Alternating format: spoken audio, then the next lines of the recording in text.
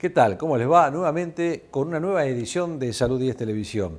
Hoy con temas muy interesantes. Vamos a tener cirugías en vivo, vamos a tener temas de fisiatría, temas de nutrición. Hemos hablado con el doctor Martín Borras, que es fisiatra, de cómo se realiza aquellos tratamientos de rehabilitación, que es muy importante, que mucha gente lo padece y que no es un problema solamente del que lo padece, sino del entorno familiar y social que acompaña a la persona. En el Instituto de Oftalmología de los doctores Minervini y Copelo presenciamos una cirugía que llevó a cabo el doctor Sebastián Basualdo, y es que también es muy interesante que la puedan ver y nadie se va a impresionar. Marcela Brescia, en su micro de nutrición, nuevamente con la invitada a la licenciada Roberta Dagnino, que siguen hablando sobre la enfermedad celíaca y sus cuidados desde el punto de vista alimenticio.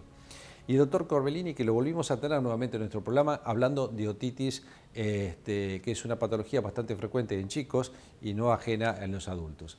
Así que acompáñenos porque tenemos un programa muy interesante, no se lo pierdan.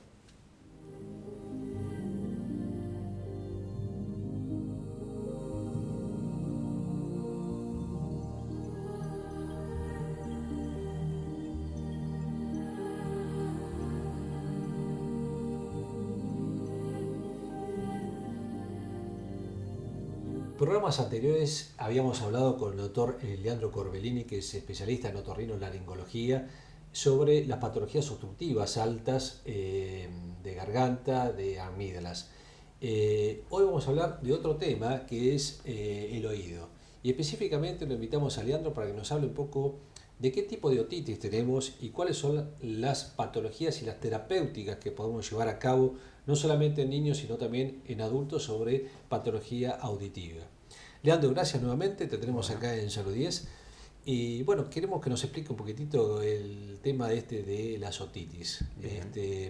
Sabemos que vienen después de verte al pediatra y llegar a tu consultorio, pero bueno, te dejo a vos que nos ilustres sobre el tema. Bien, muy bien. Bueno, la patología del oído tiene, digamos, alguna fisiopatología o algún motivo por el cual se produce distinto del niño y del adulto. El niño generalmente está asociado, como decíamos a la charla de la vez pasada, a patología obstructiva. ¿Por qué? Sí. Porque las adenoides, cuando son muy grandes, como habíamos dicho la otra vez, más allá de producir una alteración de la respiración y generar ronquidos y demás, van a producir una alteración en el drenaje del oído. Entonces así es como empieza la patología del oído. Se empieza a acumular moco en el oído medio, ese moco después se empieza a infectar y si se cronifica, es decir, si dura más de 3 semanas, 4 semanas, ya hablamos de algo que es crónico. Sí. Mientras que cuando esa patología se vuelve de forma aguda, que se manifiesta en 2 o 3 días, tiene una resolución distinta. Bárbaro el pelo. Y hay otitis que se consideran otitis medias, otitis externas, ¿cierto? Exactamente. La que estamos, vos haces referencia específicamente a la otitis media. Otitis media. Sí, el Perfecto. oído lo podemos dividir en 3 sectores. El oído externo, que es el conducto del oído donde habitualmente se aloja la cera, Sí. para que tengamos una Sí. referencia. El oído medio, que es donde están los huesitos del oído, que ahí es donde se va a llenar de moco. Está. Y el oído interno, que ya es estructura más compleja, que en esta patología del oído medio, digamos, no está relacionada. Está bien. Bueno, y cuando te lo envía el pediatra, que ya seguramente le hizo algún tratamiento por su otitis, a veces estas patologías requieren alguna intervención quirúrgica.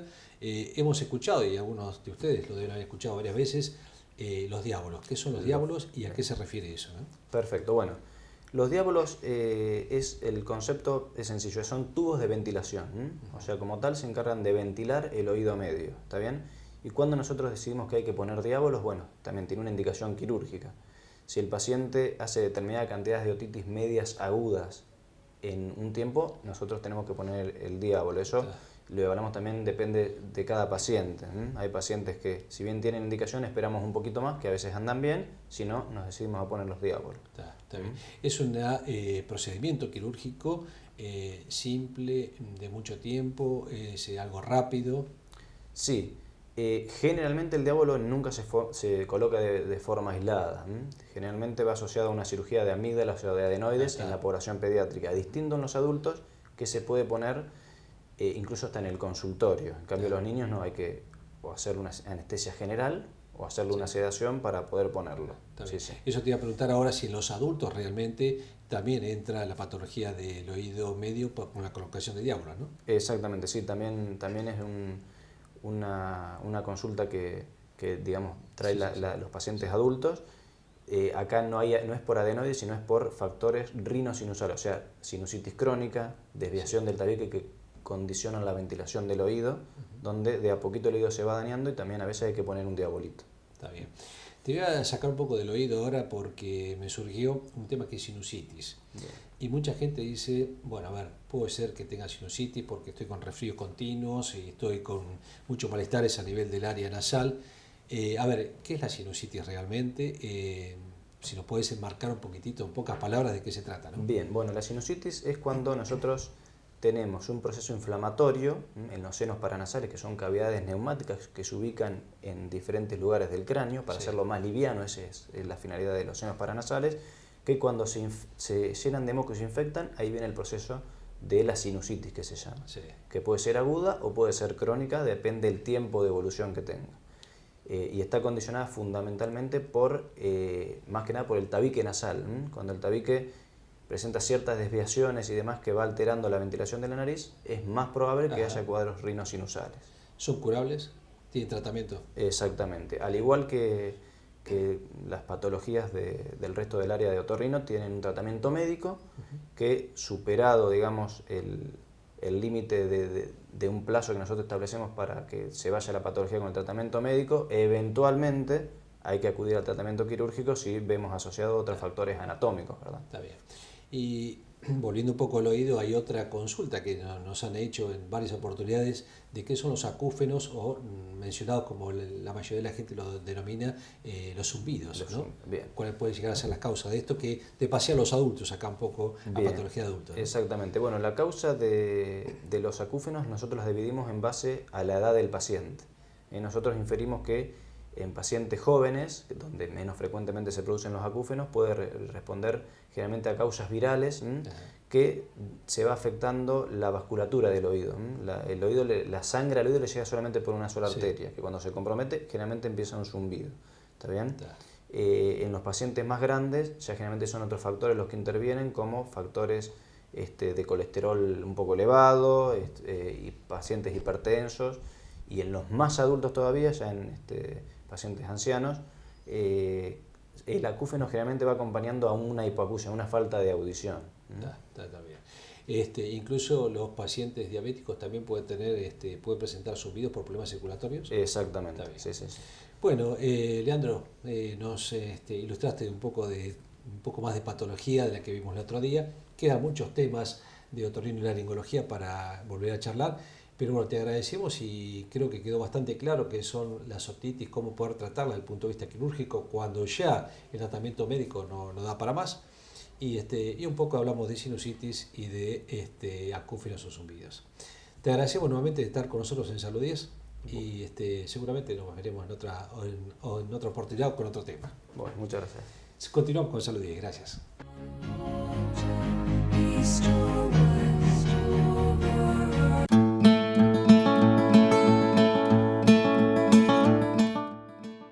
Buenas noches. Como habíamos visto en el programa anterior con Roberta, que vamos a seguir en el programa de hoy, habíamos empezado a presentar síntomas, empezar a charlar de celiaquía, pero nos quedaba algo muy importante, que es lo que a todos les interesa, es qué voy a comer, qué elijo, qué es ser un celíaco y qué es esto de comer sin TAC. Entonces, Roberta, continuamos y algo que charlábamos en el corte, esto de la genética, como vos decías. Sí, totalmente. La verdad que el tema de la genética es fundamental, porque una vez que uno diagnostica a un celíaco en la familia, la idea es siempre poder estudiar a los hermanos, o sea, la generación de los hermanos, para ir para arriba y para abajo, es decir, estudiar los padres y estudiar los hijos de este paciente que se acaba de diagnosticar. Porque muchas veces se quedan en que uno es celíaco y después empezamos a descubrir que hay dos hermanos celíacos, que la mamá era celíaca o que el hijo era celíaco. Exacto. Así que eso es fundamental, el tema del estudio. Tenerlo en claro, no es uno solo, no es como el diabético, que es como que la gente está más familiarizada cuando uno dice ¿es diabético y qué es? ¿El padre quién es? Acá es importantísimo también tener en cuenta de buscar si existe o no las posibilidades de que haya algún otro celíaco en la familia. Para arriba, o sea, no es los hijos, ojo con los padres, esto que hablábamos, Sí, hijos y padres. que se está diagnosticando En 70 después de años, los 30, 80. de los 35 y de los 60 años. Sí, Entonces, sí. esto es lo que no sabemos. Sí. ¿Por qué se diagnostican tan tarde cuando gente ha comido toda la vida pan? Lo que pasa y no es que tuvo- al ser una enfermedad genética y autoinmune, es Hay como que está momentos- guardada en los genes. Entonces, Exacto. por determinada causa, quizás hay un estrés Exacto. o por determinada causa, como tantas enfermedades se manifiestan, Exacto, apareció. aparece. Así está muy relacionado también con eso, está bueno decirlo, con el hipotiroidismo. Bien. En realidad, a todo hipotiroideo habría que estudiarle si no es celíaco. Bien. Y simplemente con un TTG en sangre, o sea, no es tan complicado tampoco, No no es es que llegar a la haya que biopsia. biopsiar a todo el mundo. Es no, solo no, no. una sacada de sangre. Es simplemente con sacar sangre y dosar la TTG podemos llegar a descubrir A si descubrir. existe, más que nada para evitar las complicaciones. Exacto. A eso es lo puede que llegar a traer. tratamos Claro. de hacer con estos micros, de tratar de hacer la prevención. Yo digo, yo no Prevención. soluciono ni estoy contenta cuando llegó el paciente al consultorio. No, no, Uno no. quiere tratar Vale. de hacer prevención. Bien. Bien, ya tenemos el diagnóstico. ¿Somos alérgicos o somos celíacos? ¿Qué como? Bueno, el tema de la dieta sin TAC es todo un tema y hay un montón de mitos generados con esto. Pero bueno, en realidad el ser celíaco es erradicar totalmente el gluten de la dieta, ¿sí? Bien. Como decimos recién, sin TAC, trigo, avena, cebada, centeno. Hay alimentos que son, o sea, que se pueden consumir, como por ejemplo aceites, vinagres, sal, siempre, lógicamente, si no están contaminados o que del frasco de sal yo meta la mano y saque, ¿me entendés? Saque Sí. la sal y toque otra cosa. Bueno, Exacto. lógicamente que eso no pasa nunca. Exacto. Pero bueno, y después todo lo que es lácteos, Carnes. carnes, verduras y frutas se pueden No hay consumir. problema, esto no está hay problema. contaminado. No, hay salvo problema. el rebozado. Exacto. ¿Sí? Que hay, si está el En rebozado una en pan milanesa rallado, o en un... claro, o agregar algo para espesar una salsa. Claro, ahí Tengo que hay que considerar. tener, ahí hay que Perfecto. tener en cuenta bien todo. Y después todo lo que son los alimentos como lácteos o galletitas o cereales, dulces, todo eso hay que buscar el alimento que diga que esté con Sí. el logo. Ustedes del recuerden Sintac. que el logo lo van a ver en los alimentos, en las etiquetas o en los frascos, que es una espiga de trigo rodeada con Cruzada. una cruz que dice sin TAC. Sin la palabra TACC, que significa sin trigo, avena, cebada y centeno. Si ese logo está, me da tranquilidad. Claro, me da tranquilidad. Pero igualmente, yo siempre digo a mis pacientes que uno tiene que avisar. No es, soy celíaco y me quedo calladita, no voy al No cumpleaños, aviso, no aviso, exacto. no voy a comprar. No contagia esto, No, eso es no, importante. o sea, el tema es uno hablarlo, decir lo que es celíaco, ya sea para ir a un supermercado y cuando voy a comprar un pedazo de queso que me lo van a cortar, ahí Sí. hay que tener cuidado. Entonces ahí hay Exacto. que decirle, mira, yo soy celíaca, te pido por favor, cuidado al cortar, o cuidado de la Exacto. contaminación, que la cuchilla esté limpia, que la tabla esté limpia, en ese Exacto. momento como para evitar la contaminación. ¿Sí? ¿Por qué uno dice un fiambre? Porque muchas veces los fiambres están conservados o tienen alguna harina o alguna mezcla que hace que tenga mínima cantidad, pero tiene. Tiene. Y bueno, y tenemos fiambres, lógicamente, sin gluten. Sin gluten. Fiambres con el logo sin TAC. Exacto. Entonces, bueno, a volcarse a todo eso, a todos los alimentos que tengan el logo y los alimentos comunes, como decíamos hoy, verduras, frutas, carnes. Sí, que no necesariamente tienen que tener el logo. Claro, que no, muchas veces no lo tienen. Simplemente cuidar el rebozado y la contaminación. Bien. ¿Qué hago con los panes? Quiero comer una torta, quiero comer galletitas. Comprar pan. Que el pan tiene trigo. Claro, No lo puedo comer. Eso no puedo hacer no puedo nada. Y la limitación también se da mucho en los cumpleaños o en el festejo. Que ahí Exacto. generalmente no podemos consumir nada. Yo digo así porque soy celíaca también. Bien. Entonces, el tema es ese, que ahí no podemos consumir nada generalmente. Pero bueno, uno se puede hacer tranquilamente el pan casero, sin TAC, Bien. o compramos galletitas de arroz, que Ajá. son sin gluten, que con las cuales consumís con queso, con dulce, para un Bien. desayuno o para una merienda, o también elaborarte tortas, tartas, lo que quieras. Exacto. ¿Eh? O sea, vos podés. Pero hay que cocinar. Exacto. Eso es el problema elaborar. más grave, Sí. lo más trágico de todo esto es que se requieren los chicos, una mamá que le guste cocinar, y el adulto elaborar todo lo que es panificación. O sea, vos que dijiste, yo soy celíaca, o sea, tenés las dos opciones, o preparo una mesa para todos. ¿Por qué? Porque lo del celíaco no es que no lo puedo comer yo, que no soy celíaca. Sí, no. Lo ideal es compartir todos lo del celíaco y le damos la libertad a la elección, porque puedo hacer, supongamos si quiero hacer una torta, ¿qué harina uso? Harinas, las harinas premezclas o mezcla de harinas, depende del tipo Exacto. de torta que uno Ya quiera hacer. vienen hechas premezclas y puedo Claro, elaborar. el tema está en que hoy en día la harina premezcla está en 70 pesos, 80 el kilo. Ese es una Ahí está la limitante para decir hago un cumpleaños todo sin TAC. Exacto. Que es todo mucho más caro lo que es el producto para celíacos, todo. Bien. Porque los lácteos son de primeras marcas, los fiambres son de primeras marcas, es todo de primeras marcas, entonces ahí se encarece. Pero bueno, es cuestión de o si no buscarle. diferenciar esta tarta, esta Sí, y o un esta son alfajor para de maicena celíacos. hecho con todas las precauciones de no contaminación sería Claro, algo, o sería- hacerle alguna, más que nada en los chicos. Sí, que más vale para que Pero los chicos lo son muy pasen. educados, Sí, educados sí, sí, es en como esto, que en que sí. saben qué es lo que Aprenden. deben comer y respetan esta cuestión. Sería o llevarse su vianda viandita. o compartir Sí, todos. yo trato de que, como uno lo vive, trato de que, o sea, de que la gente se empiece se acostumbre a preguntar, ¿hay un celíaco?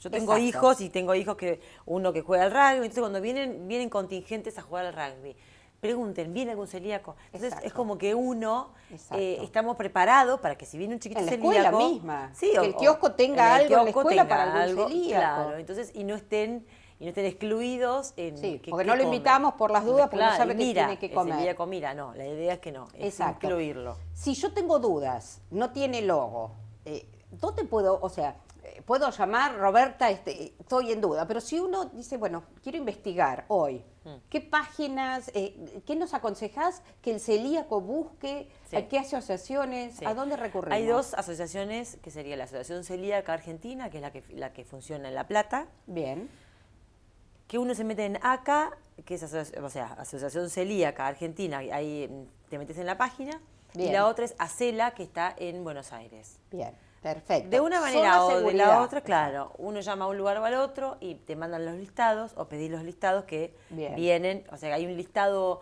hay un cuadernillo hecho por cada asociación. Se ha oficializado, anual, exacto. se hace al año y mensualmente te mandan las altas y las bajas en los productos. Exacto. Como esto es una cuestión de que lo tienen que autorizar a las empresas, muchas veces sucede que como esto hay que pagarlo, lo mismo que decía Roberta, que todo es más caro, todas las empresas tienen que pagar la certificación. Y a veces es una cuestión económica, que Terrible. un logo aparece en una Un año partida aparece y, y en y de otro golpe no. Sí. en la otra no apareció. Entonces, ante la duda, importantísimo es si tengo la consulta con el profesional y si no, me meto en la página, investigo. Y si no, el no consumo. Sí. Ante la duda, No no consumirlo. Recurrir a un bife. Y cuando uno también va a un restaurante, avisar de tener ciertas precauciones para que no contaminen el plato. Que lo hagan previo, si van a hacer una fritura, la hagan primero de todo. O sea, Claro. los restaurantes hoy están muy... Sí, hoy están muy- bastante O sea, se está tratando de promulgar la ley que educados. sea obligatorio Sí, que sería haya... lo ideal. Pero Exacto. bueno, yo siempre digo que a veces en un restaurante que tengan un friturador o una sartén con aceite limpio, exclusivo para papas fritas, no cuesta nada. No cuesta nada. Y la verdad que para un celíaco ir a comer y vas a comer un pollo con papas fritas o un bife o lo que sea, Y compartir es como con todos. más divertido que comer lechuga y tomate.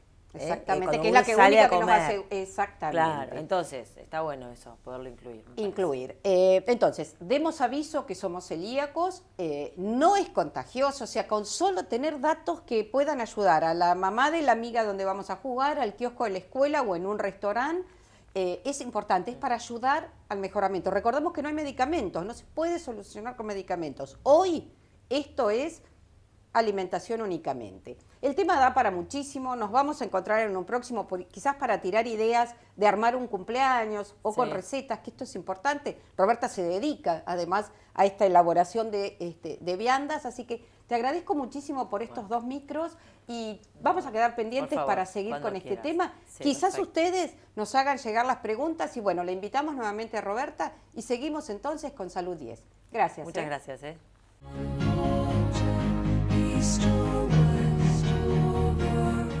Bueno, nos encontramos con el doctor Sebastián Basualdo, especialista en cirugía del segmento anterior, Quisiéramos hacerle una consulta sobre cirugía, específicamente lo que se llama cirugía facorrefractiva. ¿Qué posibilidades tenemos hoy en día para ofrecerle a un paciente de una determinada edad, mayor de 50 años, que quiere, por ejemplo, operarse, quiere mejorar su visión, quiere dejar de usar los anteojos? Hola, ¿qué tal? Buenas tardes. Bueno, primero hay que explicar un poco qué es la cirugía facorrefractiva. La cirugía facorrefractiva es cuando extraemos el cristalino con fines refractivos, o sea que para que el paciente vea mejor. Actualmente tenemos tecnologías como para poder colocar lentes adentro del ojo. Cuando nosotros extraemos el cristalino, que es la lente natural, ¿sí?, ya sea que tenga catarata o que no, se tiene que colocar una lente adentro de ese ojo. Esta lente puede tener diferentes tipos de características. Actualmente, en aquellos pacientes mayores de 50 años que son hipermétropes, tienen mala visión de lejos, de cerca, podemos estar hablando de una lente multifocal. Inclusive si hay pacientes que tienen astigmatismo, también podemos colocarles una lente tórica. No necesariamente los pacientes tienen que tener cataratas. Obviamente que si el paciente tiene catarata, bueno, ahí tenemos una justificación mayor para poder operarlos.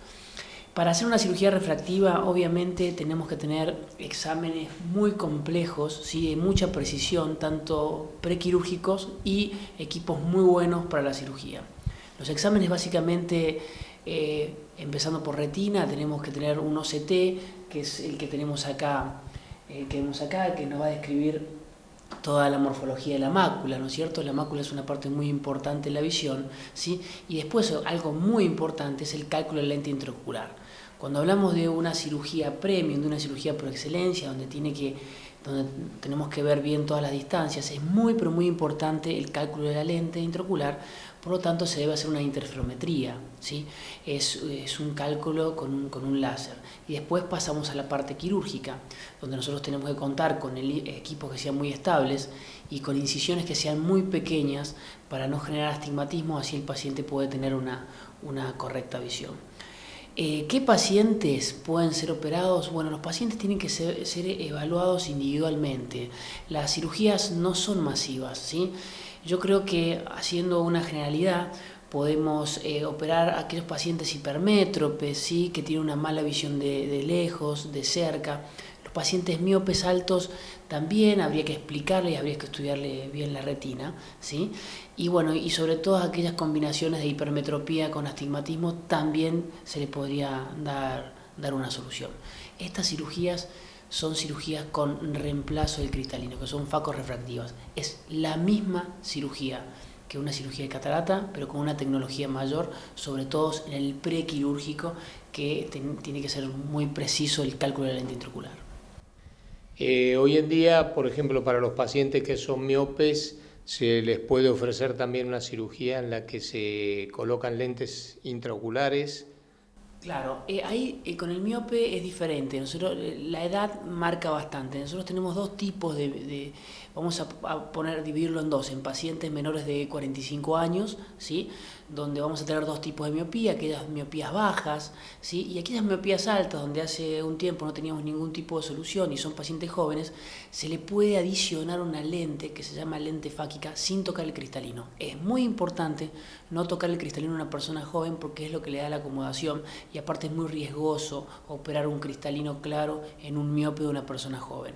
Estas lentes se llaman lentes fáquicas, con unos resultados muy buenos, aparte sin tocar la córnea del paciente, ¿sí?, y puede llegar a ser una cirugía reversible en caso de que sea necesario, ¿no? Cuando este paciente es adulto, se le extrae la lente y se le opera la catarata y se le coloca el lente que hablábamos principalmente, pero sí, las lentes fáquicas son una muy buena opción. Obviamente que el paciente o los pacientes siempre pretenden solucionar todo a través de cirugía. Es conveniente, obviamente, informar que hay patologías que impiden hacer algunos tipos de cirugía o que directamente algunos pacientes no tienen esa posibilidad, ¿no es cierto? Sí, yo creo que la selección del paciente, cuando estamos hablando, por ejemplo, de un paciente donde vamos a colocar una lente intraocular multifocal, y hago esta salvedad porque el multifocal intraocular no tiene absolutamente nada que ver con el multifocal aéreo que compramos en una óptica, lo único que comparten es el nombre. estos pacientes, candidatos a estas lentes, tienen que tener un perfil tanto médico como también psicológico para poder tener esta lente. ¿Y qué hablamos de un perfil psicológico? Bueno, por ejemplo, tenemos que saber las pretensiones del paciente. O sea, nosotros no le cambiamos el ojo, sino que le colocamos una lente para mejorar la calidad de vida, pero a lo mejor la visión no es perfecta. Lo que nosotros queremos es que el paciente pueda ver de lejos, ver en el supermercado y leer un libro, leer el diario, ¿sí? Si son actividades muy específicas, por ahí un lente debe usar, pero por lo general, ¿sí? Realmente la visión es muy satisfactoria. Y después hay otras patologías, como puede ser una diabetes, entonces hay que evaluarlo bien al paciente para ver si son candidatos a estas lentes. Lo más importante en este caso es tomar cada paciente individualmente.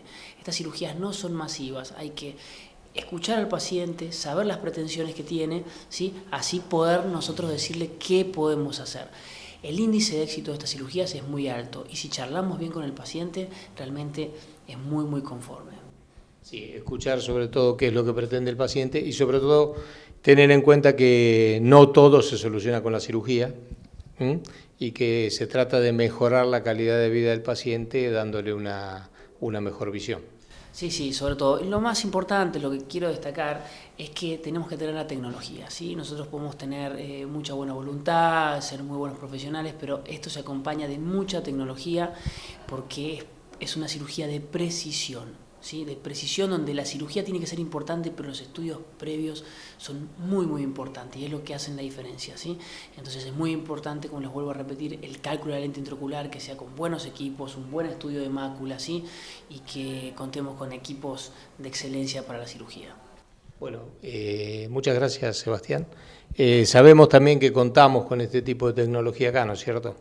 Sí, acá tenemos un interferómetro Lenstart que hay muy pocos en el país y tenemos este es un OCT y bueno, y tenemos un equipo de ultrasonido ósil que es para la cirugía.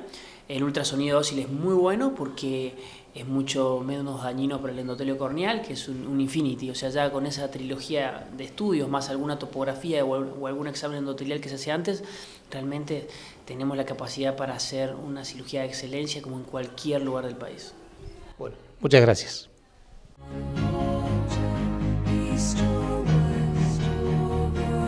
Vamos a hablar de un tema muy interesante que es la rehabilitación de aquellos pacientes que han tenido algún tipo de problemas motores, problemas metabólicos, sensoriales.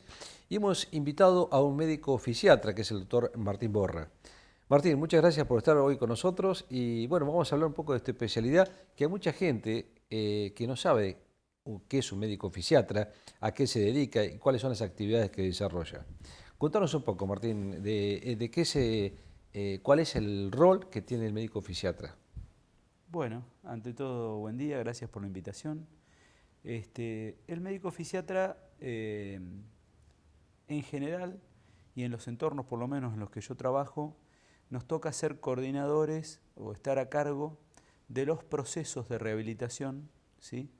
Y en general somos los que programamos y evaluamos los resultados del tratamiento que brinda el equipo de rehabilitación completo, que está constituido por licenciados, kinesiólogos, terapistas ocupacionales, fonoaudiólogos, psicólogos, psicopedagogos, ¿sí? Y el médico fisiatra habitualmente hace la primera revisación del paciente, la primera evaluación, y determina cuáles son las necesidades para lograr o intentar restablecer las funciones corporales, tanto psíquicas como físicas, a la manera en la que estaban funcionando previamente al accidente, a la enfermedad o al acontecimiento que generó el deterioro.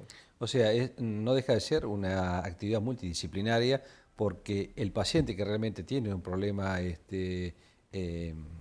sea desde el punto de vista motor o sensitivo, no tiene una sola afección, sino que es un conjunto que tenés que volver a recomponer para que vuelva a su normalidad o por lo menos llevarlo lo más a la normalidad posible, ¿verdad? Y sí, en la medida que aumenta la complejidad del funcionamiento social, digamos, que tenemos actores de la comunidad que hacen tareas realmente delicadas y difíciles, se fue incrementando la necesidad de especialistas en rehabilitación, De hecho, en un inicio, toda la parte física la trabajaban los kinesiólogos y con los años fueron apareciendo las terapistas ocupacionales, que son profesionales también de terapia física, digamos, pero mucho más dirigido a la funcionalidad de los miembros superiores y específicamente en lo laboral, ¿no? Ahora, Martín, comentanos cuáles son las patologías que por ahí más habitualmente ves o que trabaja un médico fisiatra. Bueno, la discapacidad puede llegar de dos maneras muy distintas a la vida de una persona. En el momento del nacimiento o en los primeros años, o ya en la vida adulta. Esto ya marca dos vertientes, digamos, de tratamiento totalmente distintos. Uno los niños, otros los adultos. En lo que respecta a niños, la patología que más vemos es la parálisis cerebral. La parálisis cerebral tiene distintas formas de gravedad, pero en general es la consecuencia de un daño en el cerebro que se produce en el momento del parto por falta de llegada de oxígeno o por falta de llegada de sangre directamente, y que genera una deficiencia habitualmente motriz y en otras ocasiones también intelectual, o sea, una dificultad para moverse y una dificultad para aprender.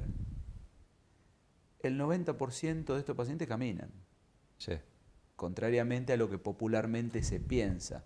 Y de hecho a algunos ni siquiera se les nota la dificultad y no tienen dificultad intelectual, con lo cual llevan adelante una vida prácticamente normal. Y ahí, en ese caso, el equipo de rehabilitación es muy poco el trabajo que realiza.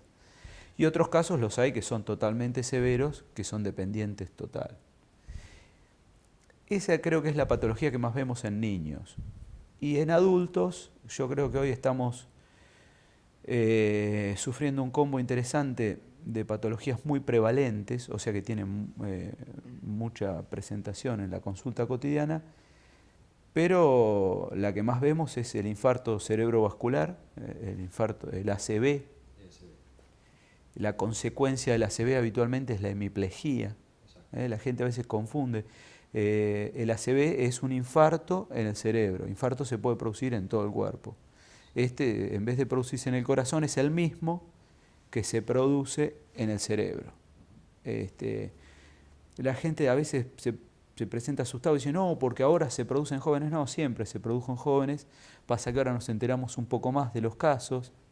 Al haber centros de rehabilitación también se ven más porque la gente empezó a salir a la calle con su dificultad. Porque esa es la finalidad del centro de rehabilitación, que la persona se reinserte. Y las causantes muchas veces son diferentes, incluso hasta pueden ser accidentales, pueden ser postquirúrgicas o pueden ser por problemas de hipertensión, diabetes, etcétera, ¿no? Exactamente. Y bueno, y la otra gran patología es la problemática de columna vertebral. Eso es otra consulta muy, pero muy frecuente. Pacientes que vienen habitualmente con dolor, pero estamos empezando a ver muchos déficits de movimiento, o sea, parálisis o preparálisis, pérdida de fuerza muscular, debido a que el sistema nervioso que circula por dentro de la columna vertebral se ve comprometido, afectado, claro. Sí, o por artrosis, o por un golpe, o por enfermedades degenerativas. O por enfermedades degenerativas, exactamente. Así que, bueno, esas creo que son las dos patologías más prevalentes de adultos. Martín, vos desarrollás tu tarea en un centro asistencial que se encargan de rehabilitación. ¿Dónde estás trabajando en este momento?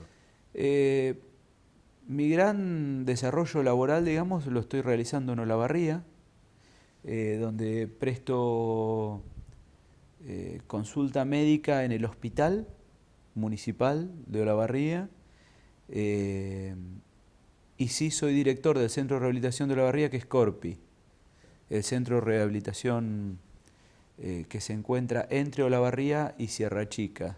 Sí, que tiene 60 años de existencia. La verdad que es un orgullo poder trabajar para esa institución, porque es el segundo centro más viejo del país, por lo menos con personería jurídica. Sí. Y sé que trabajan muy bien porque conozco muchos casos. Con Martín hemos tenido varias charlas que queremos desarrollar en algún momento y llevarlo a la práctica, es hacer un centro de mielodisplasias, que esto a través de una entidad pública, como hemos hablado en el Hospital de Olavarría y en otros lugares, Y cuando yo digo mielodisplasia, por ahí ustedes no saben de qué se trata, pero es una patología que no es rara, es un grupo de patologías que no son raras y que realmente afectan a muchos chicos, y hay muchas familias que están preocupadas porque no tienen un lugar específico donde se pueden llegar a juntar las diferentes especialidades: traumatología, la neurología, la fisiatría, la fonoaudiología, la urología, y que realmente lleva mucho interés de aquellas personas que realmente lo padecen. Y con esto lo hemos charlado con vos, Martín, en varias oportunidades, ¿no? Sí, Cuesta armarlo, pero bueno, ya lo vamos a lograr en algún momento. es difícil ampliar los horizontes de prestación en salud. Me da la impresión de que habemos muy pocos profesionales de la salud, de que harían falta más. No sé si es que están muy concentrados en los grandes centros, pero en general cuando charlamos entre nosotros nos damos cuenta que no damos abasto, que estamos muchas veces sobrepasados y a veces hasta el límite que se nos hace difícil llevar adelante nuestras vidas personales. Y hay muchas localidades que están alrededor de estas ciudades, Sí, y que también llevan gente a estos centros, ¿verdad? Un objetivo mío personal fue tratar de expandir las redes de rehabilitación en las distintas ciudades más pequeñas, y la verdad que lo hemos logrado. Me siento muy satisfecho con ese proyecto, que es exclusivamente personal, y me siento muy satisfecho porque, por ejemplo, contamos con un centrito de rehabilitación muy lindo en la ciudad de La Prida.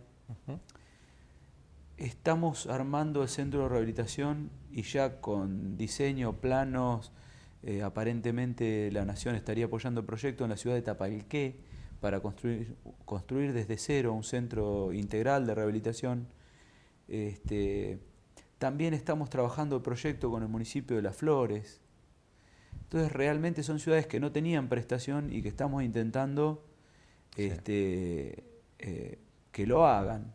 Pues es muy difícil la movilización del paciente que está afectado de una patología como esta para la rehabilitación. No se hace una vez cada 15 o 20 días, sino necesitas una frecuencia mucho más a menudo, ¿no? Sí, lo que estaríamos necesitando es que todos los municipios cuenten con su centro ambulatorio y lograr que en la zona tengamos un centro con internación. Claro. Porque es muy difícil cuando un familiar tiene un infarto cerebral y en los primeros momentos que queda con hemiplegia severa, llevar ese familiar a casa, que si le hablamos no nos entiende, que no nos puede hablar, que no se puede mover, claro, que la silla de rueda, que la cama ortopédica, sobrepasa a cualquier familia. Y realmente el daño es muy grande y muchas veces no se recupera nunca. Entonces la internación salva esto y le permite a la familia, fundamentalmente, poder aprender acompañado de profesionales que están preparados, ¿sí?, para eso y en un ámbito preparado. Por ejemplo, cuando vos de golpe y porrazo te encontrás en tu familia con alguien que se discapacitó adulto, lo primero que veo es que tienen que entrar los albañiles a romper las puertas del baño porque la silla de rueda no pasa. Sí, es todo un cambio es un cambio muy importante, grande que requiere dinero y tiempo. Sí. Y es por eso que la discapacidad o el sector discapacitado de la comunidad, que no es nada más ni nada menos que el 7 al 10% de la población en Sudamérica, o sea, 7 de cada 100 o 10 de cada 100 ciudadanos presentan discapacidad, es un área, una minoría comunitaria que está protegida por ley. Porque muchas veces uno tiene un discurso ligero y hasta irresponsable, de decir, no, porque el certificado de discapacidad, ¿qué tiene que ver si el discapacitado es el nene que el padre no pague la patente? Ese papá, durante 8 o 10 años, todas las mañanas o 3 mañanas por semana, en vez de trabajar, llevó a su hijo a rehabilitación. Exacto. Y la productividad es menos. O la mamá que dejó de cuidar los otros hijos para cuidar a este que necesitaba más. Y los que lo hacen en forma responsable realmente sufren un deterioro familiar. Eso que decís es muy importante. Realmente uno no ve, solamente ve al paciente que le pasa el problema, pero realmente es un entorno familiar y social de todo lo que lo rodean a esa persona que está afectada, ¿no? ¿Y cómo ves, Martín? Vos, te hago una pregunta saliendo un poco de la medicina. ¿La parte política está involucrada en los temas de discapacidades, de poder lograr que esto se lleve a cabo? Bueno. Los centros y todo esto. Bueno. Desde el ámbito político, tanto a nivel nacional como provincial como municipal, las voluntades están. No siempre se llega a concretar definitivamente, digamos, en las áreas finas de trabajo no siempre se llega a concretar, pero hemos, como comunidad argentina, avanzado muchísimo en términos de discapacidad e inclusión, muchísimo. Y la protección legal se ha hecho muy fuerte. Por ejemplo, un punto que habla claramente del desarrollo de la voluntad política a proteger a la comunidad discapacitada, la unificación del certificado de discapacidad a nivel nacional. Que ese certificado se imprima en papel moneda, que tenga códigos de barra que sea imposible adulterar. Bueno, eso es fundamental. Claro. No nos olvidemos que estamos en un país donde gente famosa y sin ningún problema de salud ha tenido certificado de discapacidad ilegal, donde se le faltó el respeto a esta herramienta comunitaria muchísimo, y que hoy han tomado las medidas necesarias para que esto no pase nunca más con nadie. Me parece perfecto. La Junta Evaluadora de Discapacidad son estrictísimas, estrictísimas. De hecho, a veces se deniegan certificados que podrían ser otorgados, pero por la estrictez del sistema, digamos, lo estricto del sistema. Porque hay una supervisión permanente desde Nación y también desde la provincia, donde a veces nos llaman y nos dicen, bueno, preséntese a la auditoría con 30 certificados de discapacidad que ellos te piden, y vos te tenés que presentar y explicar por qué hiciste cada uno. Y te dicen, no, porque usted hace mal esto, usted hace mal esto, usted hace mal esto. O sea, el certificado de discapacidad se tomó con muchísima seriedad a nivel nacional. Bueno, eso es muy bueno. Es muy importante. Y veo que muchos municipios están velando por la inclusión laboral de los discapacitados en el ámbito privado. No nos olvidemos que si un empresario toma en blanco a una persona con discapacidad, legalmente con discapacidad, o sea, con certificado de discapacidad, prácticamente se ahorra todo el sueldo y parte de las cargas sociales que lo descarga de ingresos brutos y de ganancias. Claro. Es muy importante. Las leyes están, y ahora muchos municipios, como el de Las Flores, que es caso francamente positivo, o el de Tapalqué, que están tratando de lograr la inclusión en el ámbito privado del discapacitado. Nosotros, por ejemplo, acá no quiero nombrar con nombre y apellido porque no corresponde, pero sí un muchacho que tiene una hemiparesia, que es de una parálisis cerebral, o sea, de nacimiento, trabaja en una estación de servicio. Cumple su función perfectamente. Te atiende de 10 ese tipo.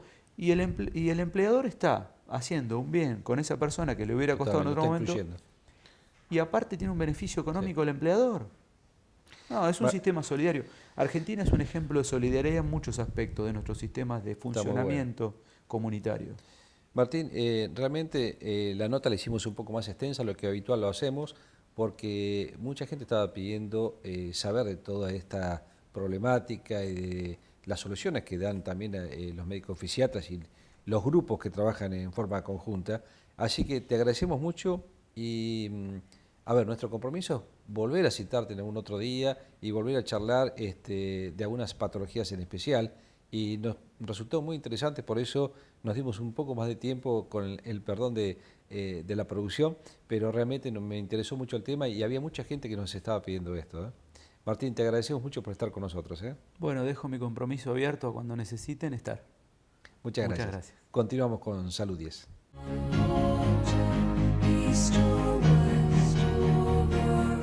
Bueno, hemos llegado al final de Salud 10 Televisión. Esperemos que les haya interesado, les haya gustado, que puedan haber aprendido y todas aquellas dudas, como siempre decimos, que les queden o que quieren que podamos realizar en notas posteriores, nos escriben al mail que aparece aquí y que de esa forma nosotros les podemos llegar a poder desarrollarlas, que poder explicarlas o invitar gente que lleve a cabo ese tipo de notas.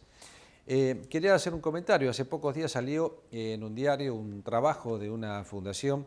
Es una fundación que se trata temas medioambientales y que en la localidad o en el partido de General Pueyrredón se encontró en pacientes en orina y en sangre 90% de glifosato, no de la población rural solamente, sino de la población urbana.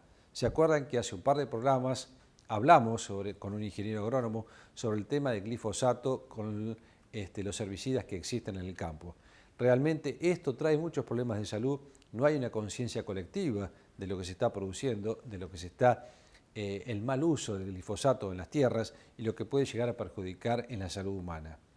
Bueno, hablamos un poco de todo hoy, hablamos de fisiatría, rehabilitación con el doctor Martín Borra, vimos una cirugía oftalmológica en vivo muy interesante, Marcela con su nota con Roberta Dagnino, que también estuvo muy lindo, y el doctor Corbellini, que nos habló de la patología del oído. Muchísimas gracias por acompañarnos, nos vamos a volver a encontrar en 7 días en Salud 10 Televisión. Gracias.